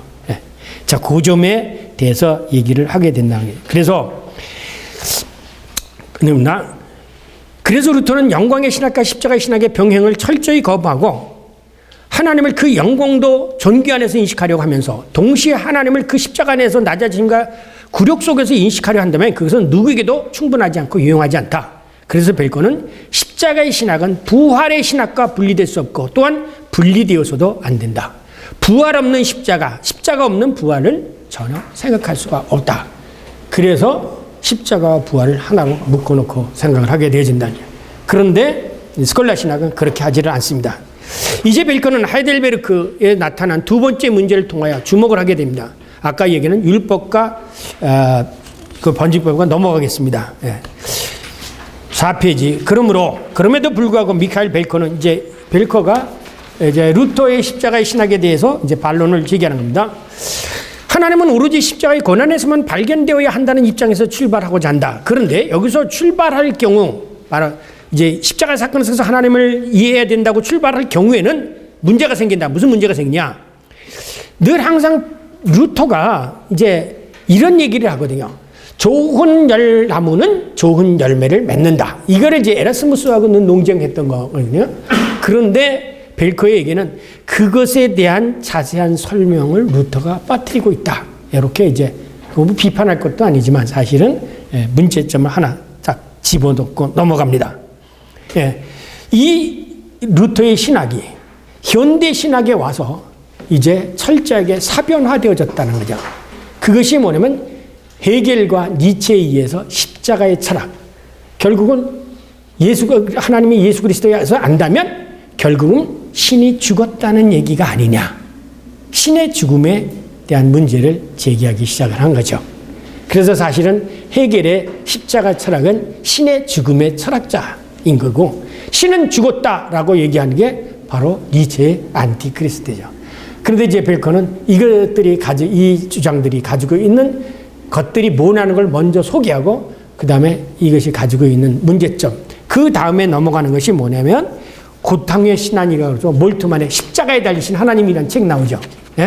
그것도 내내 이 헤겔과 니체의 맥락에서 신학화한 것으로 보고, 일본의 기타모리, 하나님 고통의 신학, 그게 뭐냐면 기타모리의 신학은 여러분이 잘 아는 엔도죠. 엔도 슈샤크라고 아세요? 그 엔도 슈샤크의 작품과 같게 되어진 거예요. 이스라엘 민족이 일본 사람들이 이렇게 순교에 고통당하는데 하나님은 침묵하고 계시는 거야. 소위 하나님의 침묵의 신학을 얘기하는 게 바로 엔도의 영향을 받은 기타모리의 신학이에요. 그러나 그 고난은 이종성 박사에 의하면 일본 사람들이 전쟁하고 전쟁 일어놓고 전쟁 피해받은 것에서의 고통을 얘기한다. 그러면서 이제 이종성 박사는 그 기타모리 신학을 긍정적으로 보지는 않는데, 저도 그렇습니다. 이 기타머리의 신학이 고통의 신학이긴 하지만 하나님의 아픔의 신학은 온 인류의 아픔을 거기서 지네들이 전법을 일으켜놨고 한국에 대해서는 수탈을 해나가고 나서 자기네들이 고통당하고 있다고 그래서 하나님이 자기네 고통에 동참하는 신학으로 끌고 나가는 건, 나중에 여러분 일본하고 신학자들 논쟁할 때 이 기타머리의 고통의 신학을 한번 읽고 논쟁을 해보시기를 바랍니다. 오히려 이 고난의 신학은 한국에서 나와야 되죠. 민중신학에서 나오는데 민중신학자들이 텍스트를 떠나보내는 바람에 이게 문제인 거예요. 왜 서남동 교수의 책이 그리고 김지아의 시가 텍스트처럼 인용이 되어지냐 이거죠. 그것이 결정적인 문제예요. 민중신학의 정서는 사실은 고난받고 어려운 사람을 위한 하나님입니다. 그것을 성경에서 끄집어내야 되는데 역사적 상황에서 끄집어내니까 여기서의 문제 한계점을 가지게 되어진 겁니다. 그래서 이제 이 벨코는 헤겔의 십자가 철학을 뭐라고 표현하면 이거를 변형적 종교 비판이라고 얘기하고, 니체의 신의 죽음의 신학을 신은 죽었다라고 하는 것을 비판적 종교, 신의 죽음의 신학에 대한 걸로 얘기하거죠. 신은 죽었다. 그래서 God is tot라는 책이 이제 나오게 되죠. 그것이 최근 20세기에 와서 여러분이 잘 아는 하밀턴, 반뷰렌, 그 다음에 그 골비처, 이런 사람들에 의해서, 그 다음에 비나스 사람들에 의해서 신의 죽음의 신학이라는 말로 다시금 이 사신신학이 재현되어지는 그런 현상이 나타나게 됩니다. 이것도 하나의 커다란 줄기죠. 여러분이 학교에서 골비처, 그 다음에 반뷰렌, 하밀턴, 이런 사람들의 신학이 소위 그 신의 죽음의 신학인데, 그 신의 죽음의 신학은 헤겔과 니체의 신학이 다시 가게 되어졌고, 그 다음에 헤겔에서 갈라지지 않습니까? 포에르바하가 갈라지고, 그 다음에 누가 나옵니까? 칼 막스가 나오죠. 그다음에 이쪽에서 반대로 이제 긍정적인 편에서 나오는 이 신학파들이 비더만이라든가 이런 게 해가지고 소위 19세기, 20세기 자유주의 신학을 형성하게 되어집니다. 이 19세기, 20세기 자유주의 신학에다가 다시금 루터와 복음주의 신학으로 폭탄을 던진 사람이 바로 칼 바르트의 신학인 거죠. 그러니까 적어도 종교개혁 이후에 이 신학의 이 역사에 계보를 하게 되지만, 그런데 이 자유주의 신학의 뿌리를 찾아 올라가면 어디냐면 영국의 소위 이신론, 테이즘으로 들고 존 로크라든지 이런 사람, 휴미라든지 이런 사람, 그거의 뿌리를 또 찾아가게 되면 불란서의 루소, 자연으로 돌아가라는 루소의. 그러니까 불란서는 항상 창의적인 거예요. 루소의 프랑스 루소의 자연으로 돌아가는 사상이 영국으로 넘어가 경험주의적으로 로크와 휴머를 거치면서 그러면서 뭐가 돼요? 이신론이 되고, 이 이신론이 이 대륙으로 넘어가면서 칸트가 수집하고 데카르트 칸트로 되어지면서 그 칸트는 뭐지? 칸트의 소위 도덕 신학이 되어버리고, 칸트 후에 헤겔의 역사적으로 나오는 아까 나온 그 다음에 이제 20세기에 와서 바르트가 딱 이제 폭탄을 던지고 하나님의 말씀의 신학으로 다시 되돌아가는, 그래서 저희가 바르트의 말씀의 신학을 공부하게 되어지는 거죠.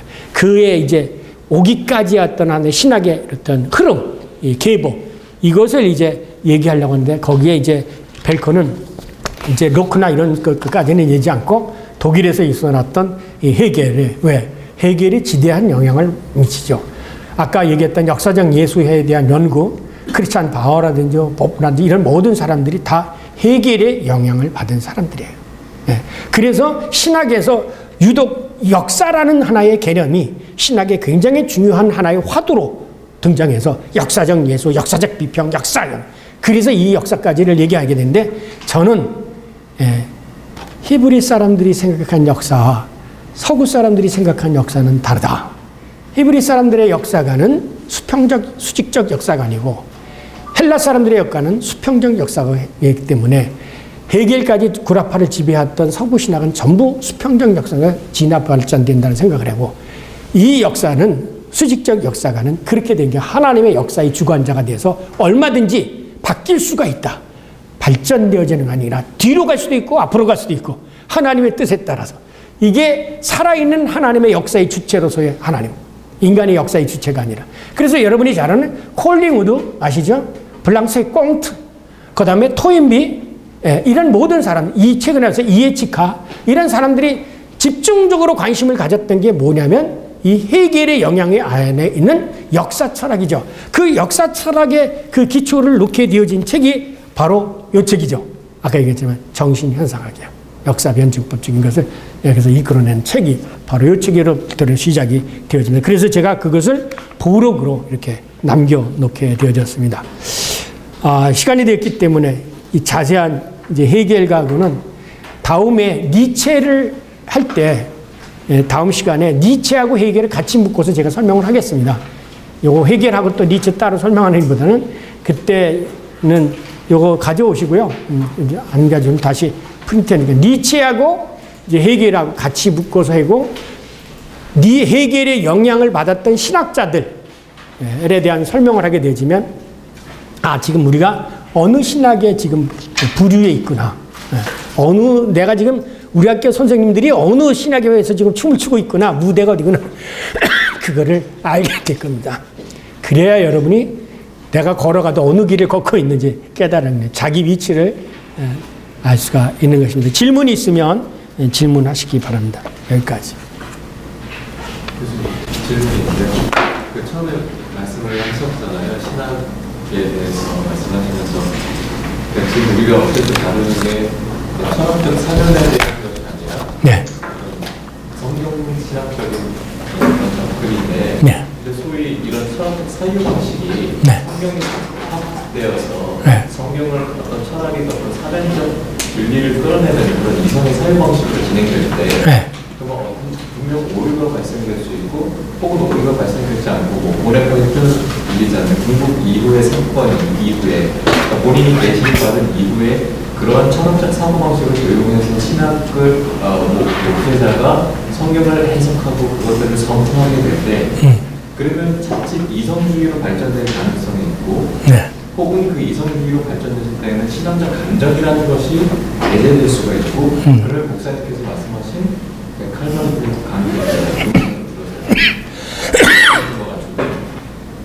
결국 성경의 한 문장 안에 있는 그 고백에 의해서 다른 신앙은 다 필요 없을 뿐인데 그 고백에 충실할 수 있다면 정말 첨다신앙이다라는 저는 굉장히 100% 동감을 하는데 결국 그 초월적인 고백에 도달하지 못하게 될 수 있지 않을까라는 의문제가 있거든요. 오히려 이 성경, 그래서 이제 오늘 아침에는 현대 신학자들이 성경의 통일성을 인정하지 않죠. 근데 저는 성경의 통일성이 있다고 봐요.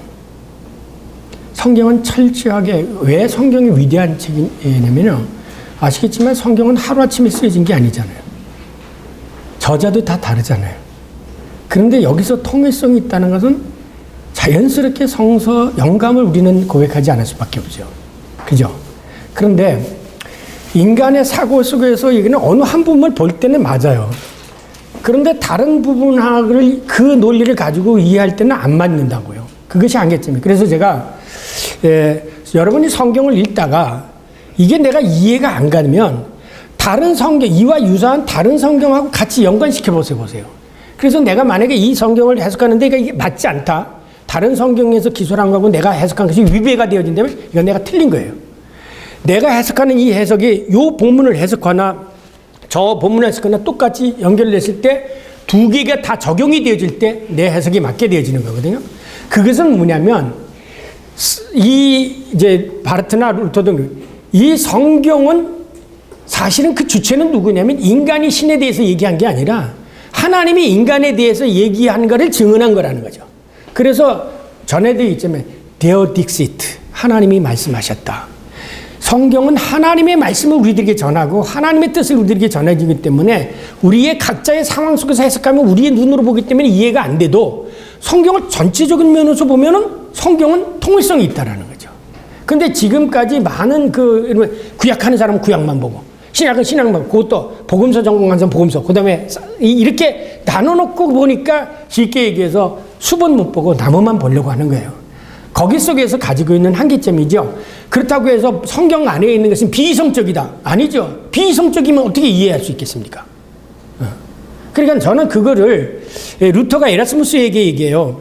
뭐라 그러면 사실은 당신은 성경을 잘못 읽고 있다고. 잘못 읽고 있다고. 성경은 절대로 오류가 있는 게 아니다라는 거죠. 그냥 우리가 이 철학적으로 이해하는 것이 나의 상관이 이 근본적으로 내가 하나님을 보려고 하니까 그렇죠.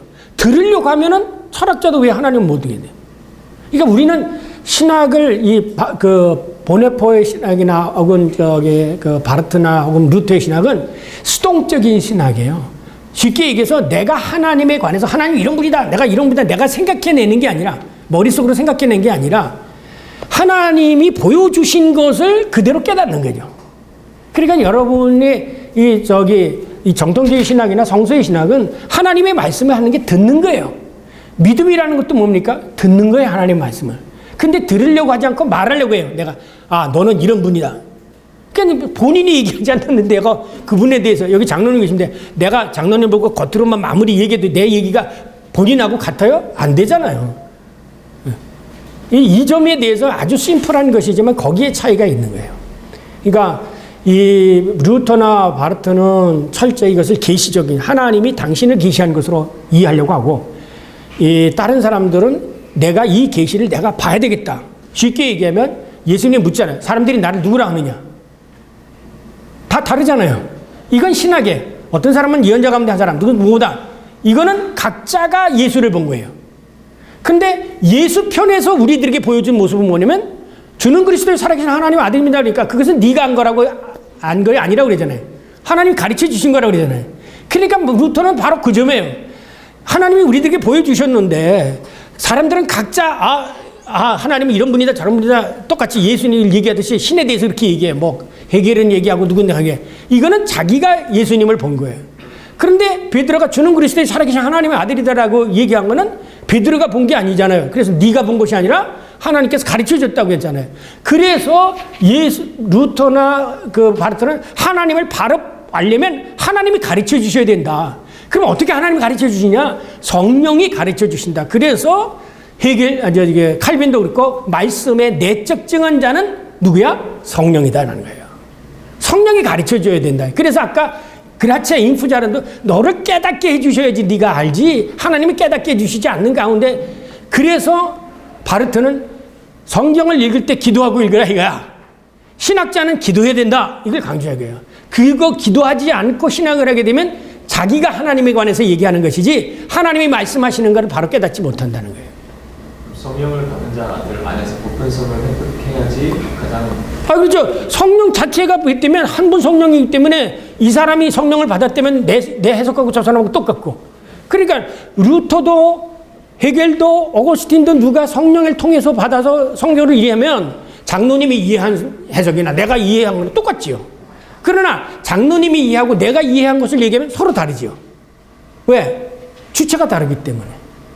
다시 제 질문의 네. 요지가 그러니까 목회자가 말씀을 선포할 때 그냥 어떤 캐리그마 형식으로 선포를 하면 좋겠지만 어떤 때는 어떤 목회자들은 철학적 사유 방식으로 동원해서 말씀을 선포하려고 하는 사람들 꽤 있거든요. 네. 그리고 굉장히 이성적으로만 하려고 하는데 캐리그마를 했을 때는 우리가 뭐 예수님께서 우리 구원하셨습니다라는 어떤 명제를 말을 진술할 때는 어떤 우리의 어떤 신앙적 초월적 감정이 동원될 수 있는데 근데 그것을 어떤 원리나 체계화하여서 신학적 작업이나 뭐 고민의 이런 것들을 통해서 철학적 사유 방식을 동원해가지고 그런 것들을 원리적으로 전할 때 네. 그러면 어떤 오류가 생기지 않을까 혹은 신앙의 감정이 배제되지 않을까. 그게 오류될 수가 많은 게 성경에 보면 최초의 성서 해석자는 예수 그리스도예요. 왜냐하면 예수님이 부활하셔서 엠마오로 가는 제자들에게 모세와 이사야로부터 자기에 관한 것을 자세히 풀어준다. 이 자세히 풀어주는 헤르마스예요.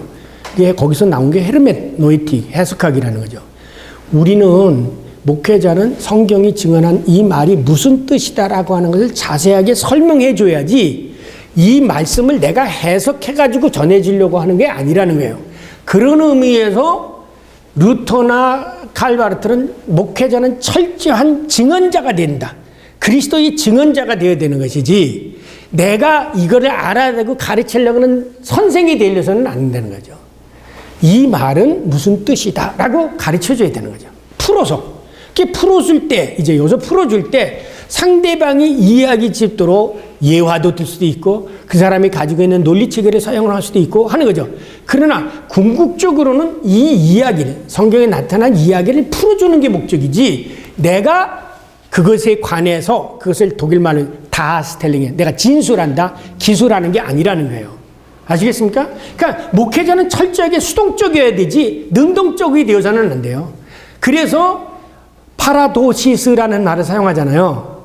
바울이. 파라도시스가 뭐냐? 내가 먼저 받은 것을 너희에게 전하노라.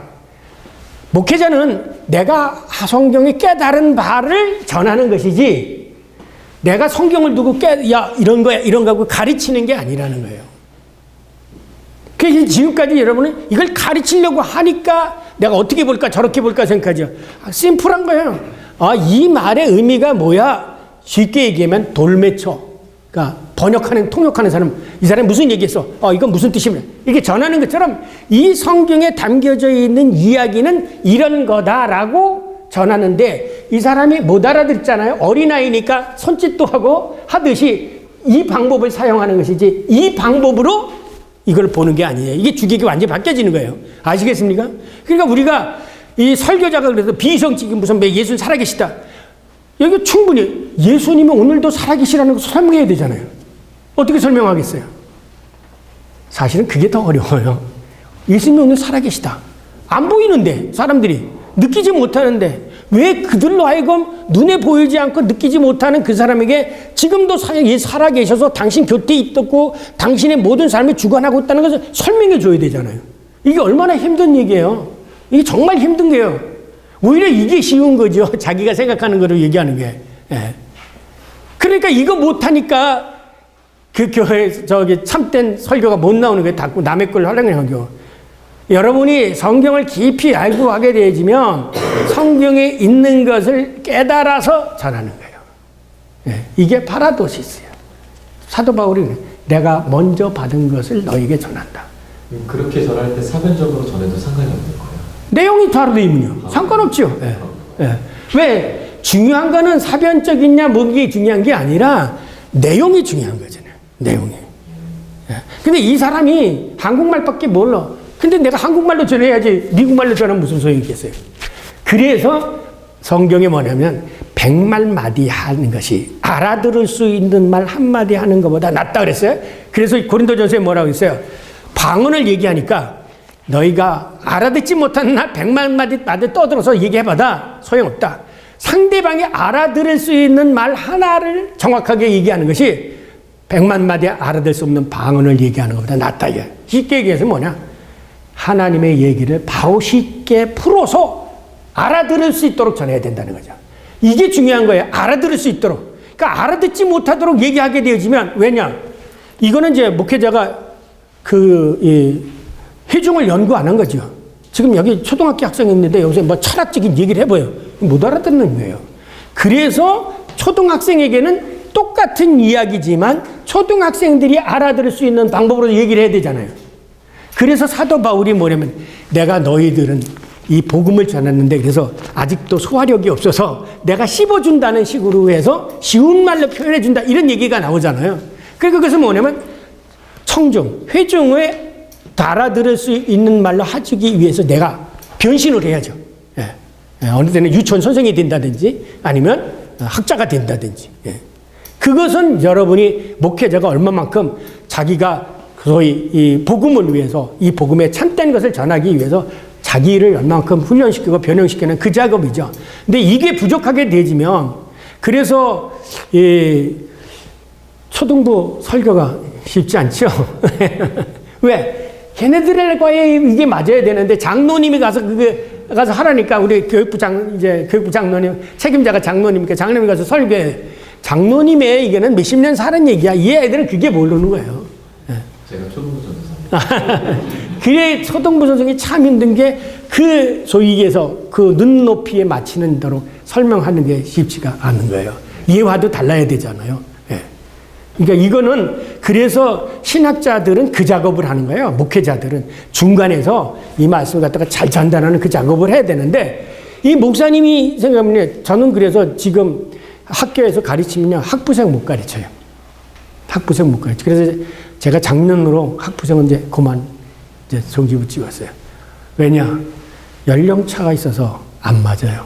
이 아이들 20대 학생들이 가지고 있는 스마트 세대하고 예, 저하고 아날로그 세대하고는 좀 맞지를 않아요. 예. 애들은 진부하게 느껴져요. 그래서 이제 제가 이제 할 수 있는 강의는 이제 박사과정이나 이런 데 있고 또 오히려 목사님들 목회는 이게 맞지 젊은 학생들에게는 이게 저도 벌써 이렇게 느껴지는 게 그게 뭐냐? 이것을 전달하는 과정 속에서 이 사람들이 알아들을 수 있는 방법으로 내가 이 변신을 못하는 거예요. 그래서 느낀 게 은퇴가 따로 있는 게 아니다. 다 이유가 있다 이렇게 생각을 하게 된 거예요. 나이가 들면 가고 새로운 세대가 와야지. 그러나 이제 제가 할 수 있는 거는 지금까지 몇십 년 얻은 이 학문적 지식을 썩힐 수는 없으니까 또 이런 거로는 저밖에 또 하지 않습니까? 이 갓 나온 학위 받은 사람이 이런 강의를 또 어떻게 합니까? 그러니까 이건 각자가 다 하나님께서 그에 맞는 그릇대로 쓰시는 거다라고 생각을 하게 되어집니다. 자, 기도하고 마치겠습니다.